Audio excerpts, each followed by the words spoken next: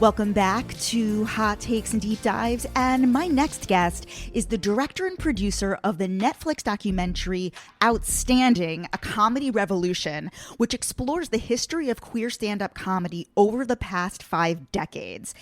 The doc features tons of fresh interviews with Lily Tomlin, Scott Thompson, Margaret Cho, Sandra Bernhard, Bob the Drag Queen, and so many others. Paige Hurwitz also cast and produced Last Comic Standing, where she ostensibly discovered Amy Schumer and Fortune Feimster, and she was also the showrunner for Rosie O'Donnell's second talk show on the Oprah Winfrey Network.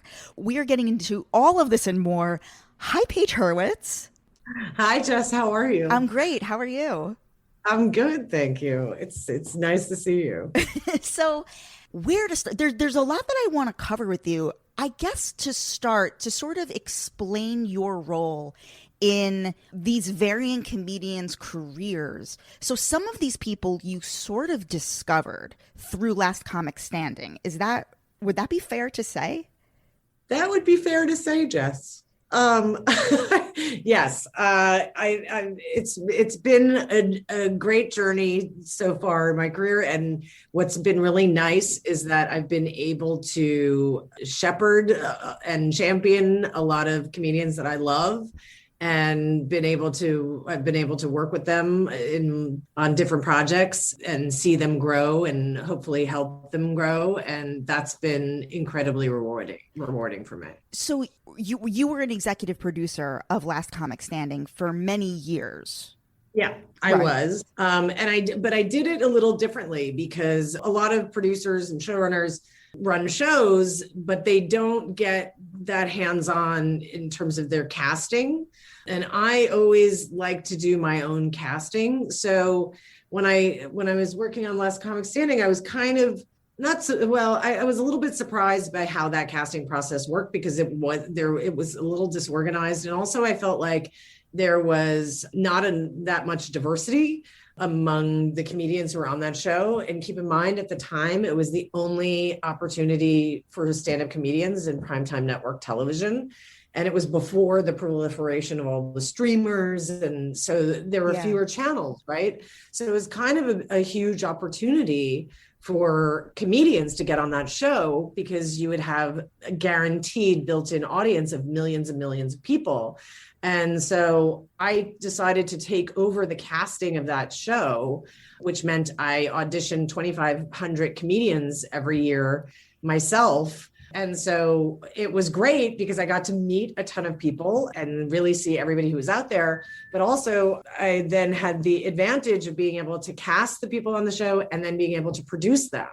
So it's like I wasn't just being handed a collection of people who were like contestants. This was curated. So it's like, okay, I know everyone coming on board this show is talented. And so now we can do some great stuff together. And so in the process of that, I brought in a lot more women. I brought in a lot more people of color, and I definitely brought in a lot more LGBTQ comedians. And I'm really proud of that because so many of those people are now people most Americans and people in the world have heard of.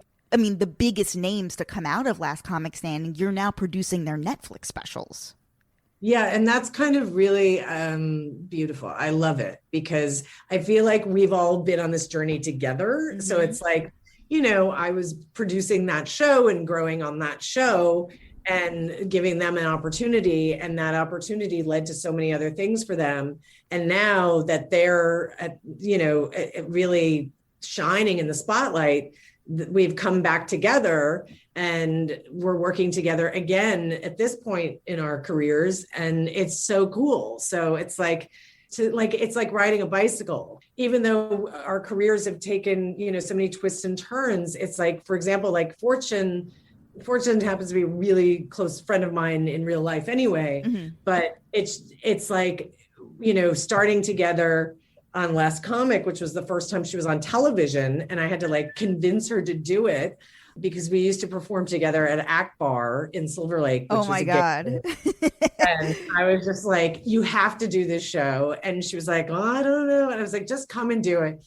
And so like, we're starting together at that place where I'd be like, okay, that joke is horrible. Never do that joke again. And we would just like make fun of each other and have such a great time.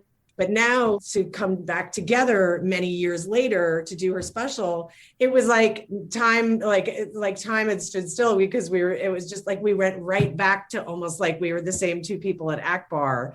And, it's great because you don't get to have that kind of shorthand and. Well, yeah, because you already have a relationship with these people. Yes. Yeah. Yes. And we can make great specials because of it.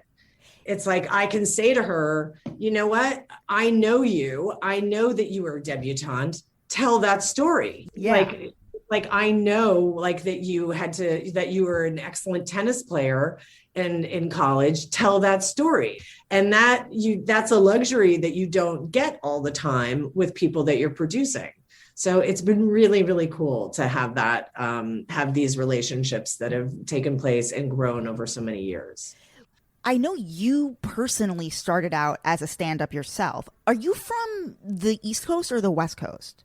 I'm originally from New York, but I started stand-up in San Francisco. That was the first place, because I moved to San Francisco because honestly, I wanted to come out. San Francisco was like a place I felt safe in doing that. I knew some people there, and what I knew about San Francisco was it's gay, right? And so why didn't you feel you could come out in New York?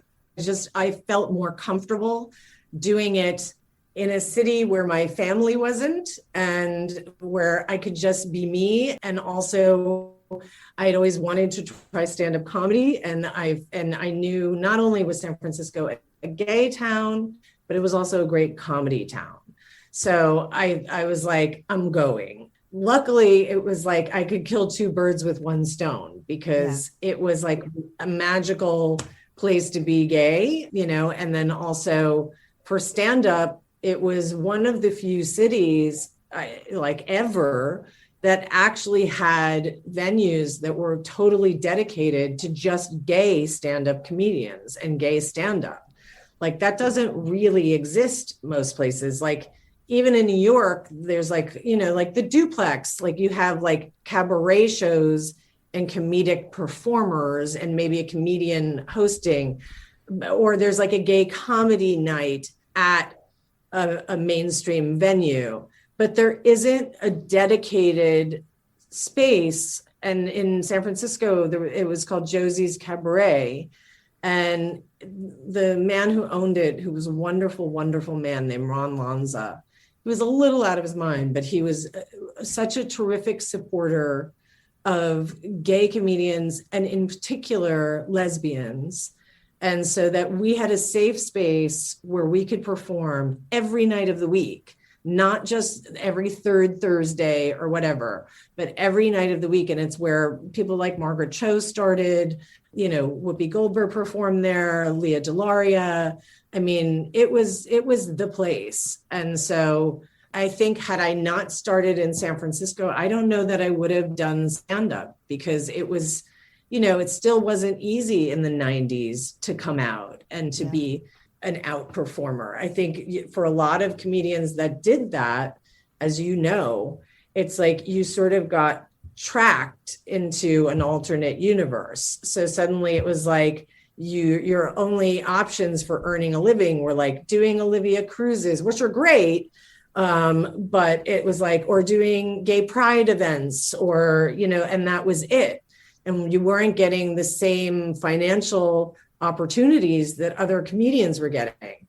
So to have a space like Josie's where we could be ourselves, get paid every night, get paid relatively well, was like a miracle. And then it kind of gave us the training wheels where then we could go to like the Punchline and Cobb's and go out to college gigs and everywhere else. It was the best. And it's closed now, which is very sad. And unlike, like every city now, it's like so many of our venues have closed, as it's sort of a bittersweet thing, because as we've become more accepted and assimilated, we have also lost a lot of our spaces. So it's a shame, but I am heartened where I see now the comedians starting in San Francisco who are LGBTQ are starting at Cobb's and Punchline, and like they're right in there, and it's like it's a beautiful thing. So let's talk about the Netflix documentary. So this was part live stage show at the Greek Theater in LA, which I remember this 2 years ago. And it's also a documentary about the history of queer comedy. So how did you pitch this to Netflix? Like, was this a package deal? Like, we're going to film the live show and then make a documentary which would come after? Well, so I think because that special ended up airing in 2022, I think people think that the documentary was sort of, an afterthought. Since all these people are going to be here, why don't we shoot a bunch of stuff? And it's the other way around. So when I conceived of the documentary originally, it was always going to have this live comedy show component that could serve as like an envelope for the whole piece and a bit of a spine that we could cut in and out of. So I could go from interview and archival materials to a little bit of stand-up, back out to more substantive issues, back and forth. So when I pitched it in 2019, that's how I pitched it, that it was going to be a history of queer comedy with this comedy show sort of serving as like kind of the envelope for the whole thing. And they got it. And so we started with, I had a really small team to start doing research for the history. And then at the same time, I started putting together sort of a lineup and a little bit of a format for the stage show, but not much, because it was really, my thought was we would just shoot the whole concert sort of verite style. And it would be a little bit like the Woodstock documentary. But when we came back in 2021 and continued on prepping for the documentary, Netflix said, by the way, we've created this new comedy festival, Netflix is a Joke. And we think your documentary, your queer comedy show for the documentary can be a part of that festival. And we'll make it like a tentpole show for the live audiences and we'll have it at the Greek. And I was like, oh my God, that's amazing. So it just became much bigger. So I was like, okay, great. I'm going to add more people to the show and then make like a day of it for the community. Again, though, still just shooting it sort of verite style. And then as we kept going along, then they were like, you're really getting incredible people to come do this comedy show. Do you think you can also make it a standalone special in addition to the documentary? And I really had to think about it because I was like, well, it's a lot of extra work. Yes, and that's called Standout, which was sort of immediately released on Netflix just a few weeks after the live event, right? Ultimately, I said, yes, fine. But I had to hire like 2 different staffs. So I had a documentary team and I had a variety show team. Oh my God. Once you make the variety show into its own standalone thing, suddenly then I have to come up with like a real format. Suddenly it was like, okay, I'm going to get presenters. I'm going to get Lena Waithe and Sarah Paulson and all, Billy Porter and all of these different people to introduce our comedians. And then, it needs to have variety. So we've got to have variety acts. We need to costume those people. We need to for Scott Thompson, it was like, we need to have a little bar set, everything becomes a much bigger production. So I had 2 teams. I had 2 staffs essentially. And so I was running them simultaneously. And then at the actual Greek theater, because the week leading up to the show at the Greek theater, that's when we did all the interviews with the comedians because we were flying them all into town. So we just flew them in a few days early and then tried to turn out as many of those interviews as possible. So that way, instead of having to fly to every single person, at least they were all in one spot, which was always kind of my idea by having that comedy show. It's like, okay, we're going to get them there. So the night of the actual show, how stressful was this, like managing the teams and the comedians and making sure that you were getting all the footage? Like, did anything go wrong? So pre-show was really important for all of those arrivals and for a lot of the sort of conviviality that we captured and conversations. And so I ran backstage, was, directing a bit of that. And then I would run back to the control room and sit with Linda and be like, okay, are we ready for this? We're ready for that. And at one point, the comedians started texting me from backstage because the first couple of people who took the stage that night went really long. And it was a tight show, and it has to be tight because at the Greek there's a curfew. Like at 11 o'clock at night, you're dead. You have to stop. They turn off everything. Like you cannot go a second over 11. And I started to freak out a little bit because I was like, shit, if we're even a minute over, like they will just turn off the electricity. Like we can't do this. So we're trying to I'm like going through the script and I'm like looking at Linda. I'm like, okay, we had this roll in from Miss Richfield, or from Dina Martina that I loved, or Drew Droege. I'm like, we've got to cut it. Like we're not going to make it. One final thing before we move on. I loved how you featured this lesbian comedian, Robin Tyler, who, like Leah Delaria and Suzanne Westenhofer definitely were among the very first out lesbian comedians.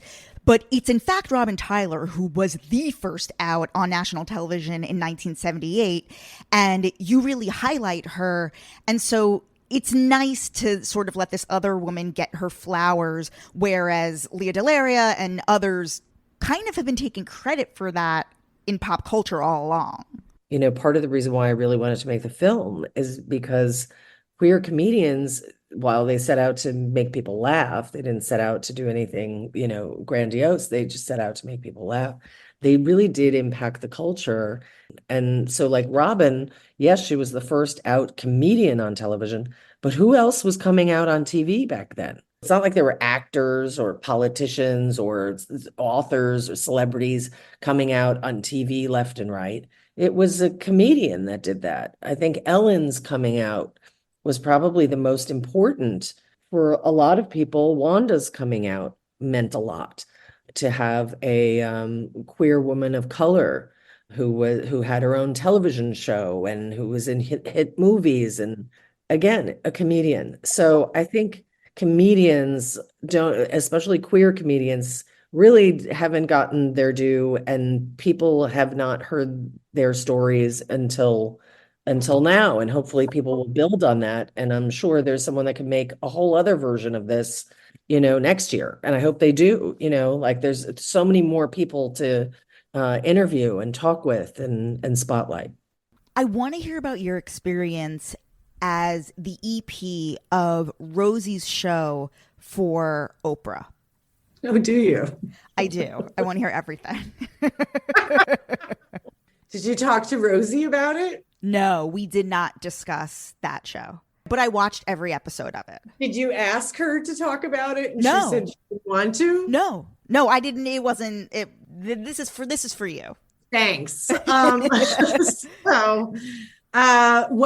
I think it was a difficult experience for everyone involved. And sometimes it's like the best laid plans are often laid to waste. And I think it had so many of the right elements and so many of the right people, but I think it was a victim of a couple of things. I'll say this: I was elated to have the opportunity to work with Rosie. I was a fan of hers, and I thought her making a return to doing talk was awesome because her first show was so successful. So I was grateful to have that opportunity, and also grateful to have the opportunity to work with Oprah. So it was really, something extraordinary to get to meet her and get to work for her and work with her. I will never trade for anything in the world, because I learned so much just by watching her. And I'll share something quickly with you. One night I was at the studio and I was editing a piece. We did these like tribute hours that Rosie wanted to do, where we would dedicate like an entire hour of a show to one person. And so I think it was Jane Fonda's episode. And I really wanted to make sure that the biographical piece, the background piece that we used to introduce people, was killer and honored her. And so I wanted to just do some revisions to it personally. So I stayed late at the studio and I was in an edit bay, and it must have been like midnight. And I was the only person there. It was like completely dark. And then just this one edit bay had lights on. And all of a sudden I hear the pitter patter of little feet. And I was like, what is that? What's that noise? And then all of a sudden Sadie Oprah's dog, came running into the edit bay. And I was like, Sadie. And she was the cutest dog. And I was so happy. And then it dawned on me, I was like, wait, if Sadie's here. And then all of a sudden Oprah popped in and I was like, Oprah, what are you doing here? And she was like, well, my name's on the building. What are you doing here? I was like, oh, I'm just working on this piece. And she was like, great. Well, she's like, don't stay too late. And I was like, well, you too. And she's like, my name's on the building page. I was like, got it. It just showed me that like she walked the walk. She was first one in, last one out. And it really made an impression on me. You know, here she is at this stage in her career where she's on top of the world. She could easily have a zillion other people doing the work for her. She can phone it in. And there she is at midnight in the studio. And I was just, it really made an impression on me. I mean, so, I remember that show when it premiered, it was more like big stage set, like more like the Rosie O'Donnell show. And then it pivoted to more of like a Larry King style, which why are you laughing? It's you, yes. I mean, no, it pivoted to like just one-on-one interview. Yeah. I guess why didn't it work? Because it should have worked. Because Rosie is such a fantastic interviewer. Why didn't it work? Which part? All of it? All of it. I guess yeah. Like I would love your perspective Yes. on why didn't all of it. Why do you think the first iteration didn't work, and then why didn't the interview?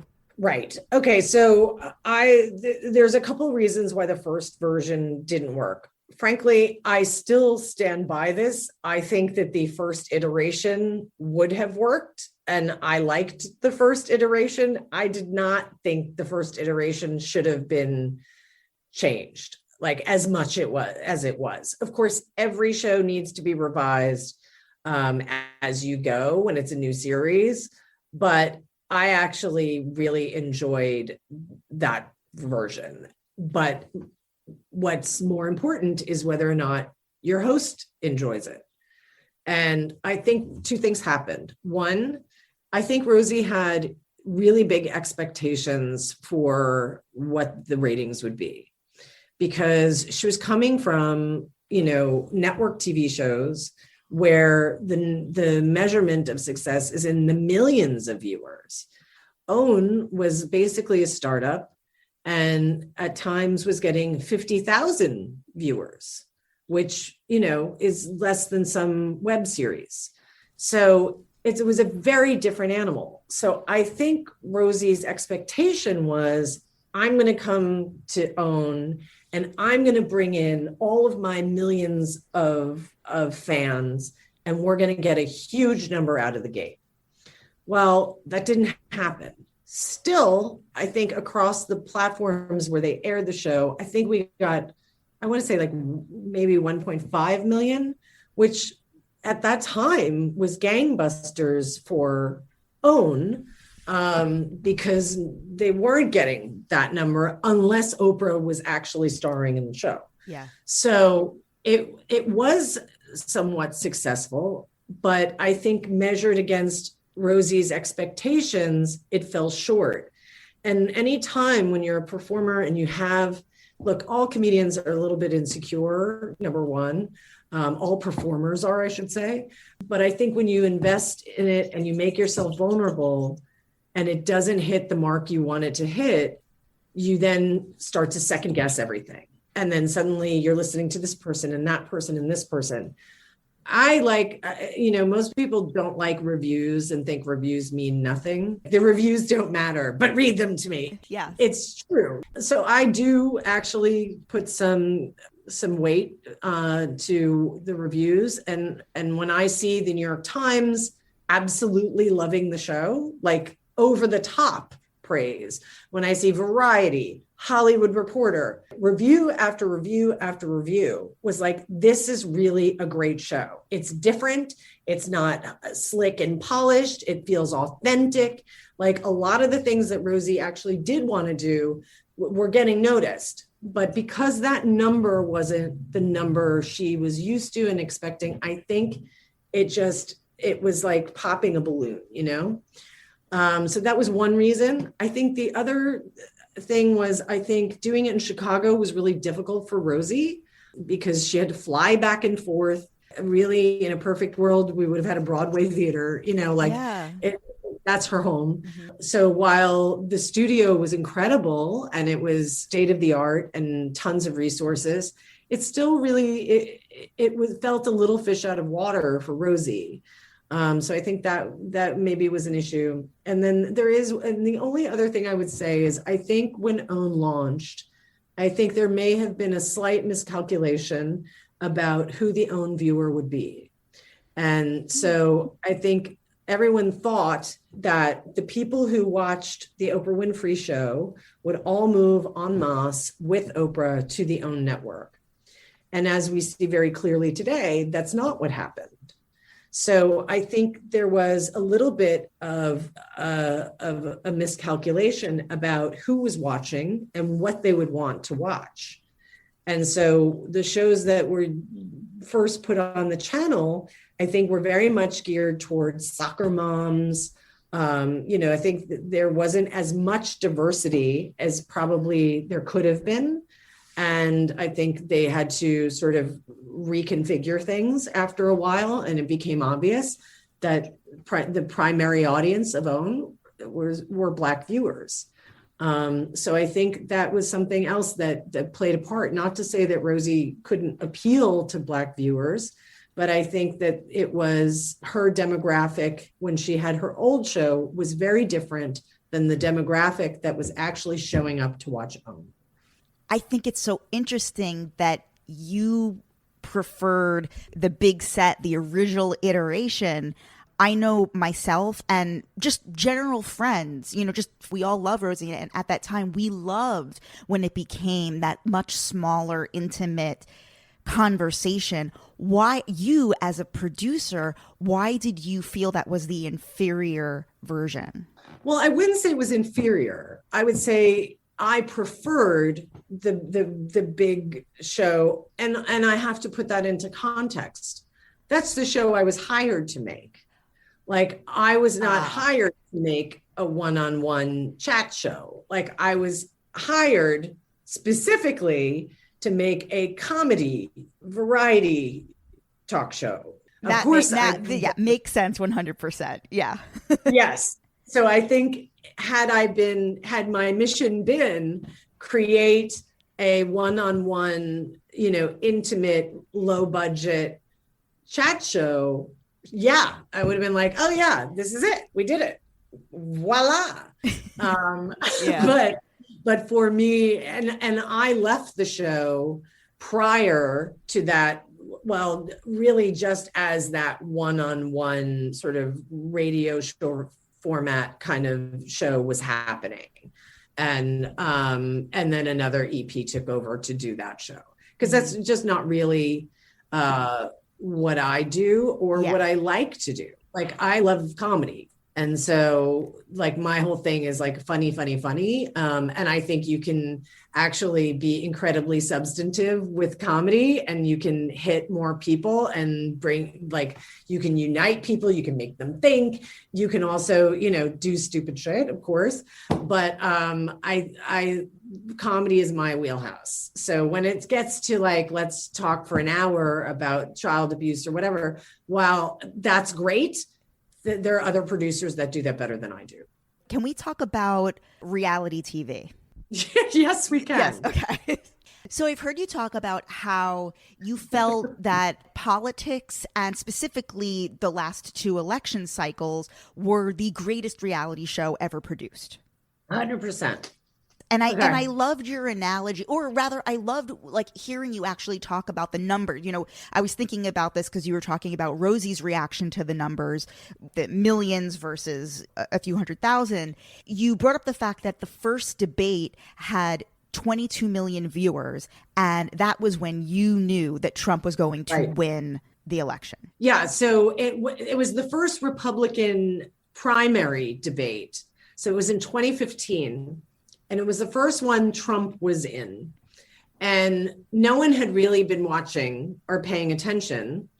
And suddenly he's in a debate and it got 22 million viewers. And I remember I said to one of my best friends is a comedian named Gloria Bigelow. And Gloria and I had dinner and I said, I hate to tell you this, but Donald Trump is going to be the next president.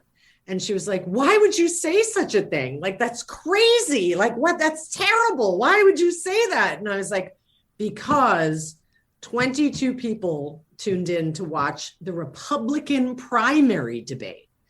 Like that is an anomaly. And I said, the thing that's important about it is not that meant he was going to get 22 million voters. What it meant is he was going to get all of the news coverage. Because since all of the cable news channels are under the purview of the entertainment divisions now, it's all about ratings, all of it. And so whether it's Anderson Cooper or Rachel Maddow or Tucker Carlson, they are all fighting for ratings, and because there's still advertiser-based television. So when you see a number pop like that, and you get 22 million viewers to something that normally maybe 3 million people would watch, that is all the writing on the wall that you need to see. And so I knew from that point on, he would get the overwhelming majority of coverage because it meant that all of the networks would get viewers whenever he was on their screen. And that is exactly what happened. And I think that the networks, the media outlets were very much responsible because they were chasing numbers and not stories. And so it became a reality TV show in the worst way. And Trump had around him all of these advisors who were television guys. He had Roger Ailes, he had Mark Burnett, he had Steve Bannon, he had Rupert Murdoch. These are heavyweight TV producers. And Hillary had her group, but they were all political insiders. They weren't television producers. And I kept saying, she needs TV producers. You've got to make this. Unfortunately, this is where we are. And unless you become the news, nobody cares. And so Trump knew beautifully to say anything outrageous, anything crazy, anything horrible, and it would get him all the coverage so that nobody was listening to Hillary's proposals and sound advice, like they are plan. Nobody cared because it was not reality TV and it wasn't a spectacle that drew numbers. That was my analysis of it at the time, and it still is, and it's still exactly what's at play today.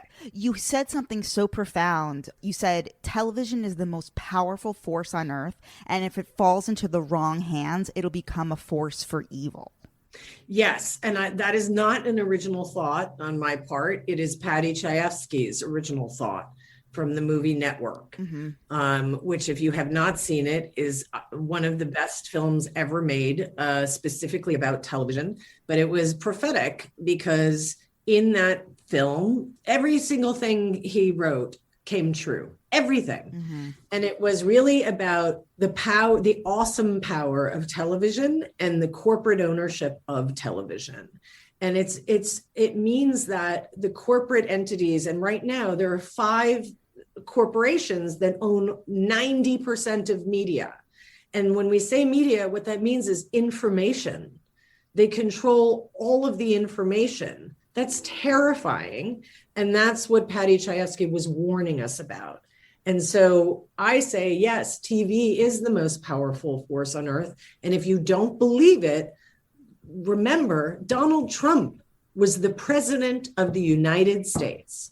That's insane. It's crazy when you think about it. And if you really sit down and think about it, your brain could explode because it's so abnormal and irrational that you just can't believe it. I couldn't think of a worse person or a more bizarre person or less qualified person to be the president of the it's crazy. It's crazy. And it's all because of reality TV, because he knew how to create brilliant reality TV. Yes. And here's what's interesting. In the past, as New Yorkers, we all knew Trump and the nonsense and the self-promotion and all of that. And, everybody dismissed it. But where he turned the corner was The Apprentice. And in creating this mythical character on The Apprentice, this billionaire real estate developer tycoon, which was a myth, Mark Burnett created The President because it was a show that was on for 14 seasons and at its height watched by 20 million people a week. There's no way, and I said, unless Judge Judy is going to run against him in 2016, no one's going to beat that. And as producers of television, we have a responsibility because this is no longer just hee ha ha. So whether it's comedy or it's drama or it's whatever it is, I talk about this all the time with other producers. It's like, we actually have to be responsible with everything we're putting out there now. What is your take on? I actually know that you were the executive producer of Tabitha's show, Tabatha Takes Over. Actually, recently, and she was literally the guest on on last week's episode of my show. Oh, really? Yeah, and. I love that you just burst into every time I sort of pose a thought to you, it cracks you. Are these am I trigger? I feel like I'm triggering you in some way when I bring up the Rosie show. Are you having flashbacks? Am I starting to eat copious amounts of cookies and food during this interview? I can just tell that I'm bringing up things that have been you've put them in the past and you're like, oh my God, I don't want to think about that anymore. Yeah, anytime I laugh, that is probably right. That is it's nervous laughter, oh God. But yeah, so it's okay. Okay. So two quick things here. First off, so this is interesting. You were an EP for Bravo, which is very interesting to me. But also, I don't even know if you watch The Housewives, but a lot of people have said that The Housewives in a lot of ways have replaced traditional sitcom in a way. A lot of people state that The Real Housewives of New York City in its prime is funnier than any comedy writer could possibly come up with. Well, so yeah, I was an EP for Bravo on Tabitha, and that I think that definitely was one of those jobs that I look back at and why did I do that show? It was a show about hair. Hair salons with Tabitha. It was just kind of crazy that I did that show, but it was right after Rosie. And honestly, I think that anything with a lesbian, people were like, will you do this show? And I didn't realize it at the time, but I remember people like my agents were saying, oh, they want to make the show funny. And so they want to bring you in. And I was like, really? They want to make a funny show? Okay.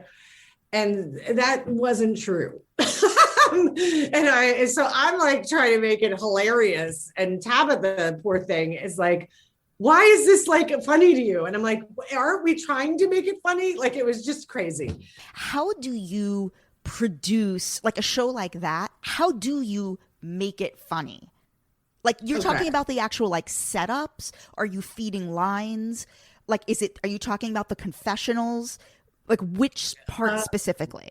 Well, for me, it's always I love absurdity, of course. My favorite kind of comedy is comedy that's grounded in reality that then embraces the true moments of absurdity in everyday life, right? I think Larry David does that incredibly well. A show like Getting On, which is one of my all-time favorites that not enough people saw, does it beautifully.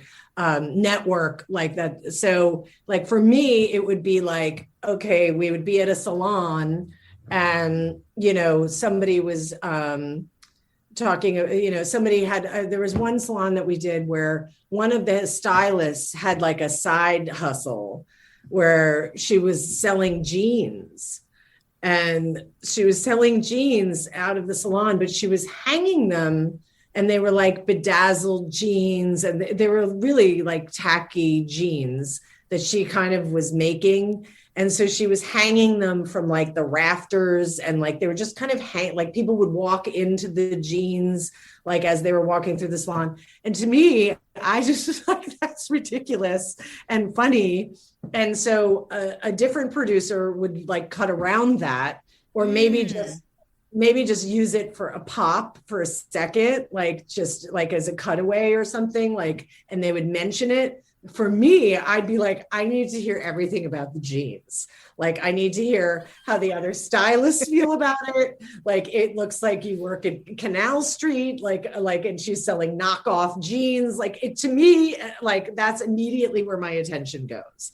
To me, it's the jeans moments. Totally. So like someone, I mean, they do this on Housewives all the time. Like Real Housewives of New York is like built on this. Is like it's like a random character that doesn't even speak, and they become an icon overnight because the camera just like pans to them reacting to something that like a guy was like drinking a martini like with like a sweater in Newport. This guy became like a meme overnight because a producer, a brilliant producer or editor, knew to focus on him. Exactly. That's right. And so those are the kinds of editorial choices that are happening all the time on every reality show that audiences are not aware of. Someone made that choice, right? So for me, when I did that season of Tabitha, my choices were always that. My choices were always like, what's absurd? Like, I need more of that.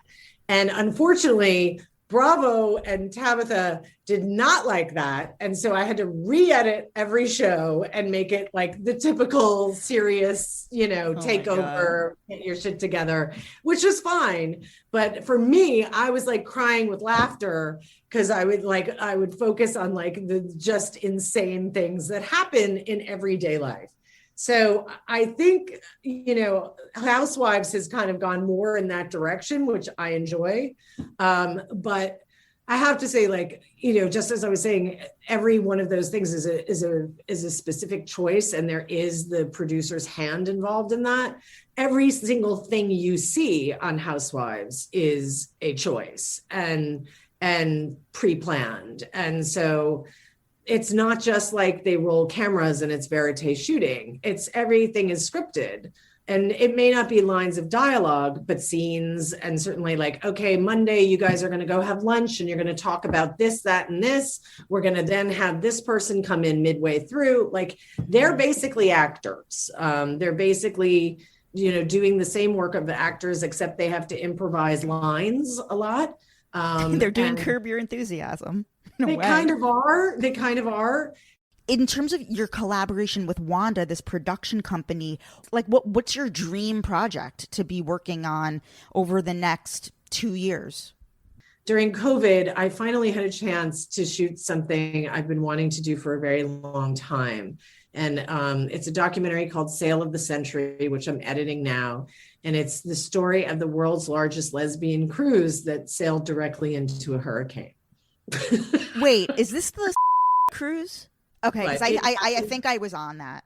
Oh, were you? Yeah, because I was covering it for Autostraddle, which is a website that I worked. Oh, wait, you wrote the blog for Autostraddle? Oh, yeah, I wrote that. Yeah. Okay, I may have to interview you.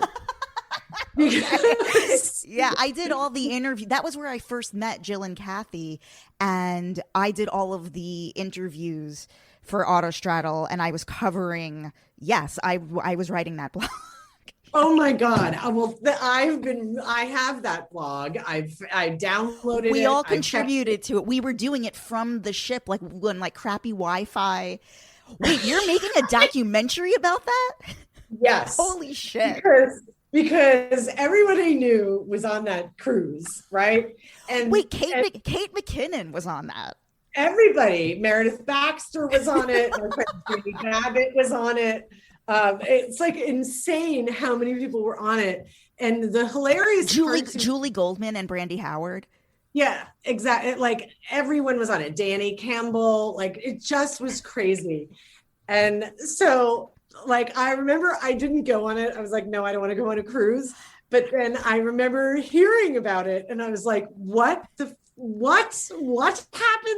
And the craziest part to me is that the hurricane wasn't even the worst part for a lot of people.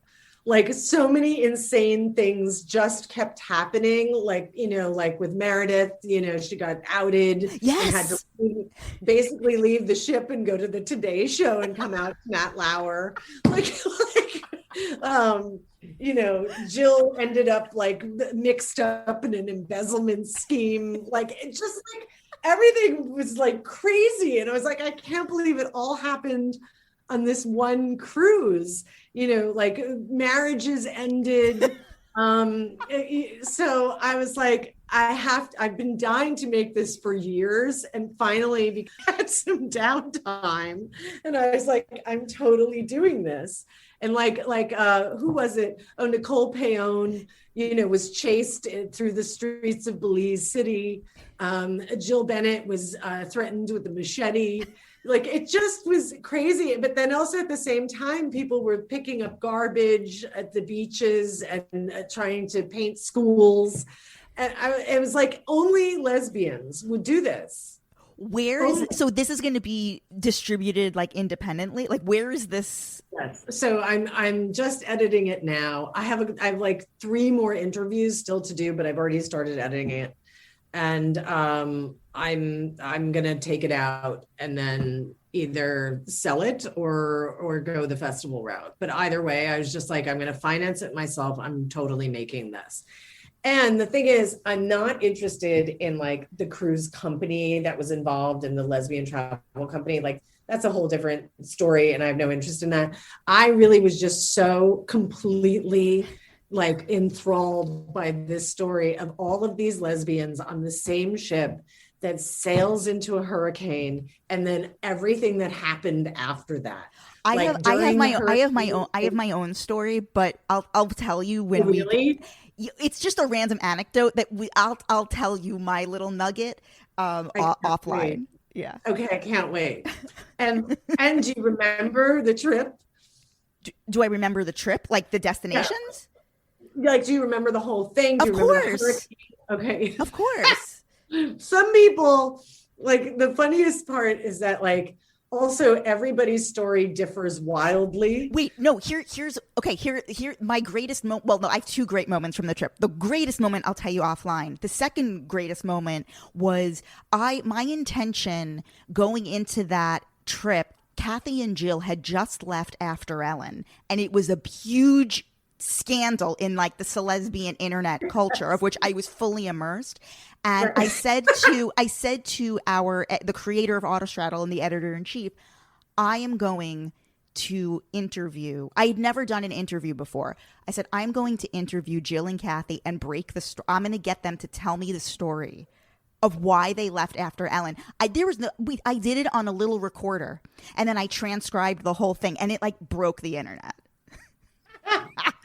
and then you had to survive a hurricane. No, they told me the story. They told me the story on the ship. We did the interview live on this cruise. Oh my god! And did you just out of curiosity, do you remember the actual hurricane? Like, was it a big deal to you or not? I mean, I was feeling very seasick. Yeah. Okay. That's very interesting because it's yeah. You felt it overnight, and then we all woke up and it was like, what the fuck was that? Because it wasn't during the daytime. It was like an overnight thing. And then we woke up and it was sunny skies, but it was like, what the fuck? Were we just on the Titanic and we hit an iceberg? Like, what happened? And then we just like went off to like Honduras the next day. Right. The safety of Honduras. Yeah. Yes.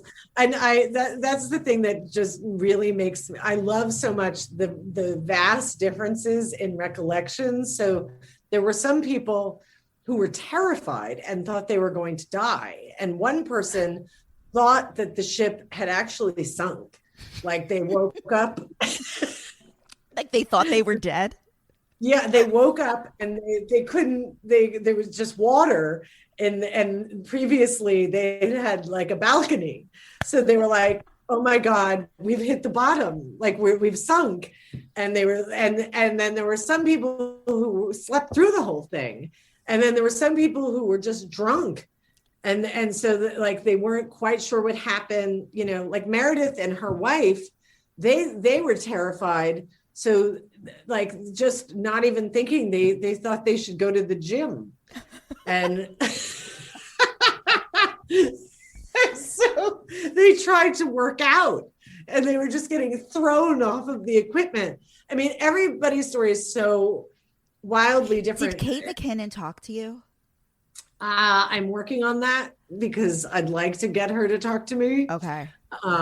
Why? Did you encounter her on the trip? I encountered her on the trip. Oh, really? Yeah. Okay. Well, then I definitely want to hear about it. But yeah, and of course I have, some images and footage of the web series they were shooting, so that she was in. But also a hilarious thing is that, there was a National Enquirer headline about Meredith after that cruise. And the headline is so terrible. It says, Meredith Baxter shocks lesbian passengers on cruise ship. And I was like, that's so terrible. So they outed her, right? But then just below it, there's a secondary headline, and it says, Kelly McGillis also set sail without much fanfare. And I was like, wait, was Kelly McGillis also on this cruise and nobody knew it? Was she? Well, I'm not going to tell you the answer to that, but I'm hoping to travel to her home to interview her. I'm working on setting that up right now. This is amazing. But anyway, PAGE HURWITZ. I mean, you are just full of stories. Who knew that we were going to land there? I did not know. Well, now, Jess, I have to interview you. Like, you have to be a part of this because I'm trying. It's so much fun. And it's like, you'll be surprised at how much you remember when you start actually unpacking it and remembering. Like, that's the crazy thing. I was writing a live blog. Like, it's all, like, all my thoughts are there. Like, we were all contributing to this, like, group live chat of, like, the rundown of the day, the blow by blow of the trip. We did a lot of interviews on that trip. Whatever. Let's end this podcast. We'll talk. I mean, nobody knows what the fuck we're talking about at this point. I know. Sorry. Yeah. So just The Upshaws is on Netflix. It's fantastic. Wanda is also one of the stars of it, which is great. I'm also working right now with Miss Pat, who's a hilarious comedian, on her Netflix special. But sale of the century, my friend. Jesus Christ. The tagline is "Ship got real." It's such Schadenfreude. I hate to say, but where can people follow you online? Like, do you have a public Instagram? Like, do you tweet, or you just like, I don't want to be found? I have an Instagram, but I really only accept people that I know. All right, so just watch The Upshaws. Watch The Upshaws. Watch everything on Netflix. That's really and you can send me a message on Instagram if you enjoyed it. Perfect. And I wish everybody the best. All right, guys, you can follow me, Jess XNYC, and Paige and I will see you in the documentary soon. Totally.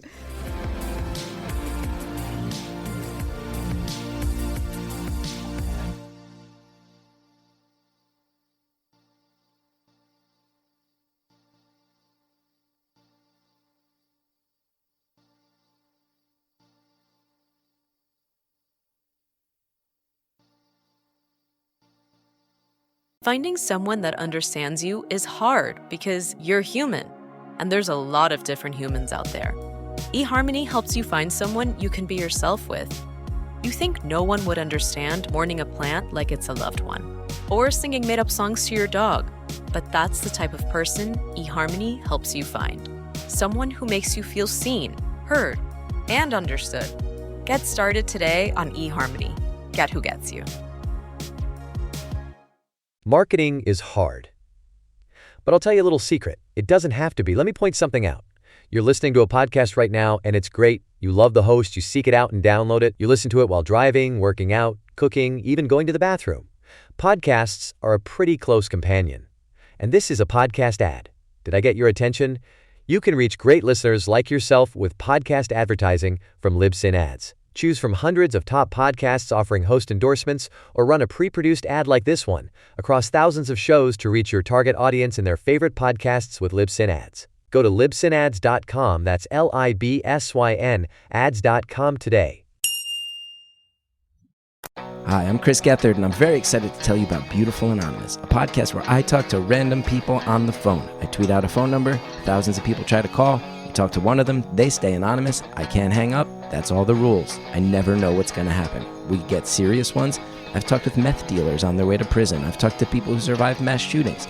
Crazy funny ones. I talked to a guy with a goose laugh, somebody who dresses up as a pirate on the weekends. I never know what's going to happen. It's a great show. Subscribe today, Beautiful Anonymous.